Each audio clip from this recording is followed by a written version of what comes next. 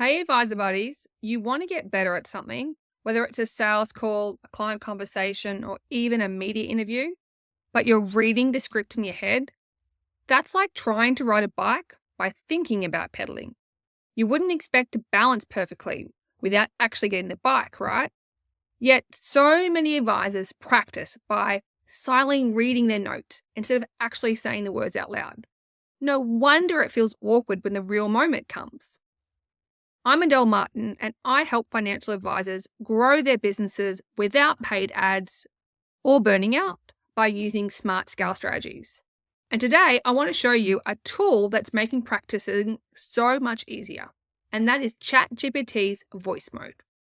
So, right now, you are probably using ChatGPT by typing to ask questions. What you can do is set up voice mode. So see how I have those three little dots there and I've got voice mode? Now, what you can do is have conversations with it. So to set it up, what you need to do is you need to have ChatGPT on your desktop. So all you're going to do is Google ChatGPT on your desktop, and then you either download the Mac version or the Windows version. Either one of those will let you be able to use this voice mode function. So I'm going to show you a use case for how we've used this voice mode in a sales call and to practice our sales calls. Okay, let's go. So I'm about to show you a MyGPT we built. Basically, it's like a financial advisor. I've taught it who my ideal clients are, all my characteristics. And now what I can do is have a sales conversation. So let's see how it goes.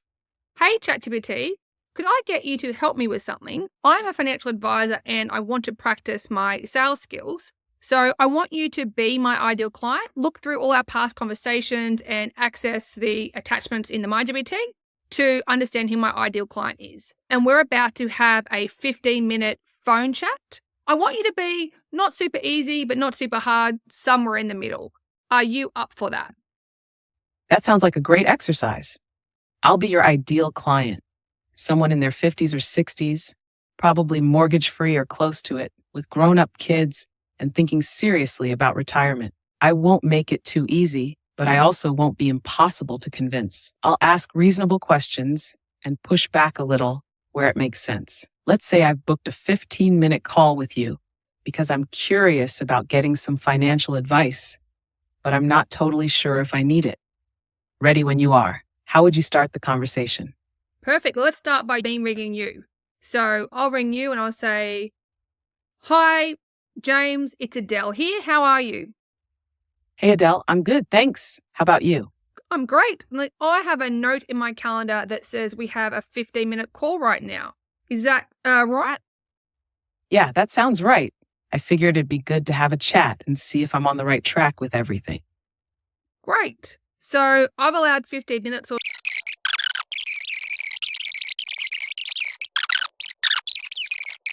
could you let me know what you thought of that? What of that interview? What worked really well? What I should change? Thinking about from the client's perspective, how do you think they would feel? And is there anything else that I should do differently for next time? That was really well structured. You kept it natural and conversational while still leading the discussion in a clear direction. From a client's perspective, I'd feel like you were genuinely interested in understanding my situation, and I'd appreciate that you weren't pushing a hard sell. What worked well? The flow of the conversation felt smooth. You started with open-ended questions to get me talking, then naturally moved into the financial details. The recap at the end was great. It showed you'd been listening, which builds trust, and it reinforced the main issues we'd be addressing, positioning the next call as a natural next step rather than a sales pitch made it feel like the right thing to do, not something I was being pressured into.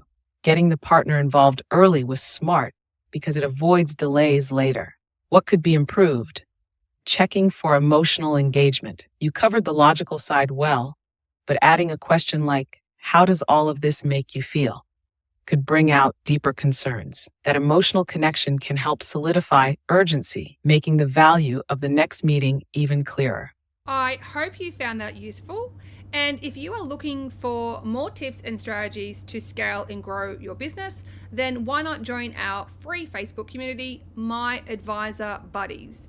And if you're already in our Facebook group, make sure you are making the most use of it by going to the guide section. Inside of the guide section, we've got lots of free trainings on all sorts of things, from ongoing service, websites, to getting out of admin. So make sure you head to that guide section.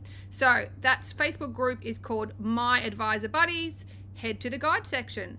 I look forward to sharing more scale tips with you soon.